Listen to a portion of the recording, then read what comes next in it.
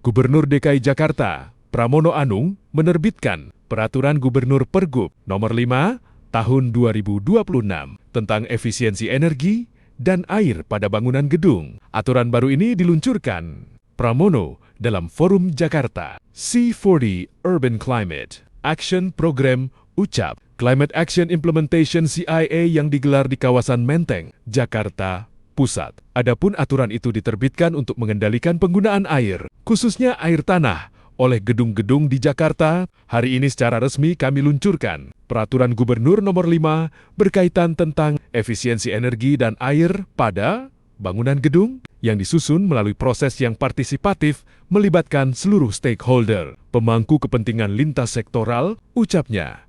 Jumat 6 Februari Pramono. Lewat aturan ini, Pemprov DKI Jakarta bakal memperketat pengawasan terhadap gedung-gedung yang masih menggunakan air tanah.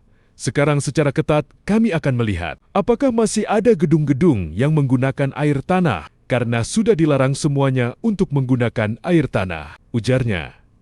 Pramono bilang pengendalian penggunaan air tanah penting untuk menekan laju penurunan permukaan tanah di Jakarta. Sebab eksploitasi air tanah yang berlebihan selama ini menjadi biang kerok turunnya permukaan tanah. Problem utama di Jakarta salah satunya adalah penurunan permukaan air tanah. Kalau kemudian air tanahnya dikonsumsi, digunakan secara tidak baik, tuturnya. Pergub ini juga mengatur mekanisme penggunaan air oleh gedung-gedung agar lebih efisien dan terkontrol. Meski begitu, Pramono belum merinci poin-poin aturan maupun sanksi yang akan dikenakan kepada pihak yang melanggar. Yang kedua adalah bagaimana cara mengonsumsi air yang dimiliki oleh gedung-gedung tersebut, lanjut Pramono. Pramono menyebutkan, saat ini Perumda Pam Jaya telah melayani sekitar 81% kebutuhan air bersih di Jakarta, termasuk untuk gedung-gedung utama. Pemprov DKI menargetkan layanan air bersih bisa menjangkau seluruh wilayah Jakarta. Pengendalian penggunaan air tanah.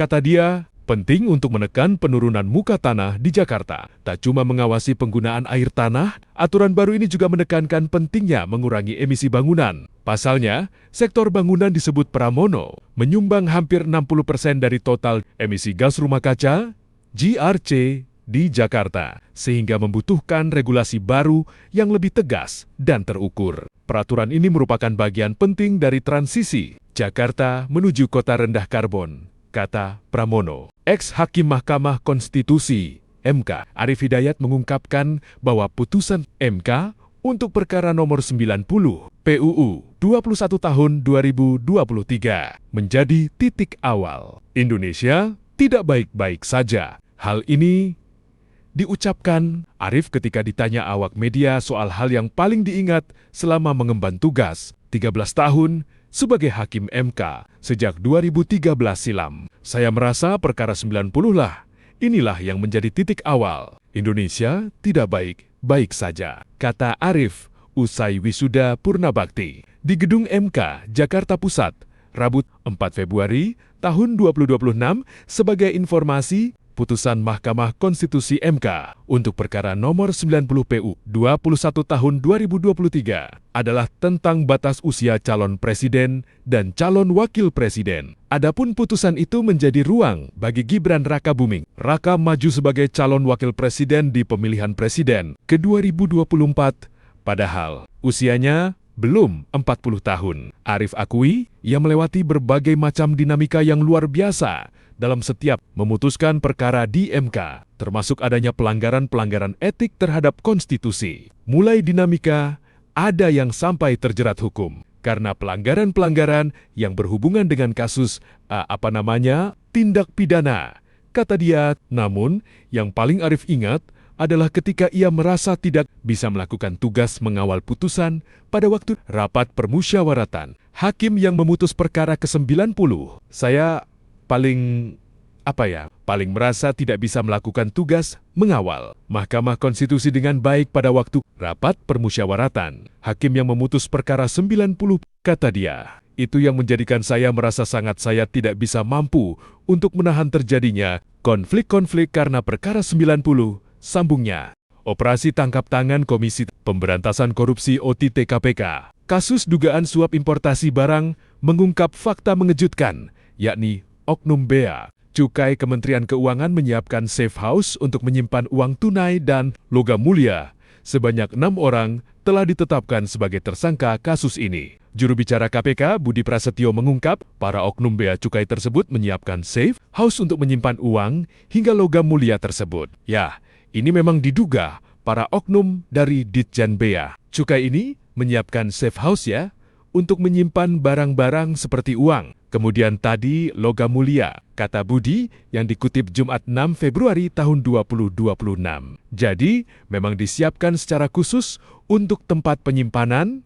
Sambungnya, Budi menyatakan pihaknya masih mendalami perihal atas nama siapa kepemilikan safe house tersebut. Untuk punyanya siapa, nanti kami cek dulu ya. Jadi, memang ini disewa secara khusus, ujarnya. Diberitakan sebelumnya menyita total uang sebanyak 40,5 miliar rupiah dalam kasus dugaan suap dan gratifikasi impor barang di Direktorat Jenderal Bea Cukai DJBC. Barang bukti tersebut diamankan dari sejumlah tempat. Tim KPK juga mengamankan barang bukti dari kediaman Rizal, Orlando, dan PT BLW serta lokasi lainnya. Yang diduga terkait dengan tindak pidana ini total senilai 40,5 miliar rupiah. Ujar PLT, Deputi Penindakan dan Eksekusi KPK, Asep Guntur Rahayu, dalam jumpa pers di Gedung Merah Putih KPK, Kamis 5 Februari tahun 2026 malam. Adapun barang bukti yang diamankan penyidik KPK antara lain uang tunai pecahan Rp6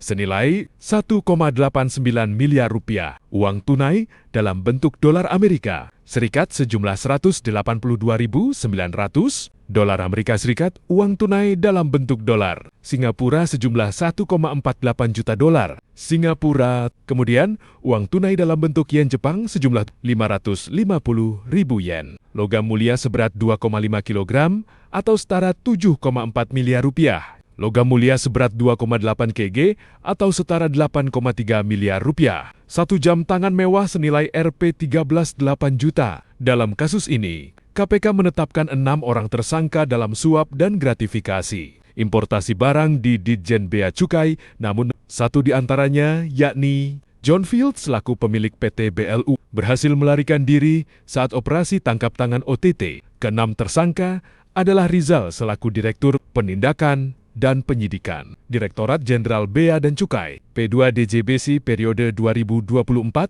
Januari tahun 2026, lalu Sisprian Subiaksono selaku Kepala Subdirektorat Intelijen, Penindakan, dan Penyidikan, Direktorat Jenderal Bea dan Cukai, Kasubdit Intel P2D JBC, Orlando Hamonangan selaku Kepala Seksi Intelijen, Direktorat Jenderal Bea dan Cukai Kasih Intel DJBC, kemudian John Field selaku pemilik PT BLU, Andri selaku Ketua Tim Dokumen Importasi PT BLU, Dedi Kurniawan selaku Manajer Operasional PT BLU,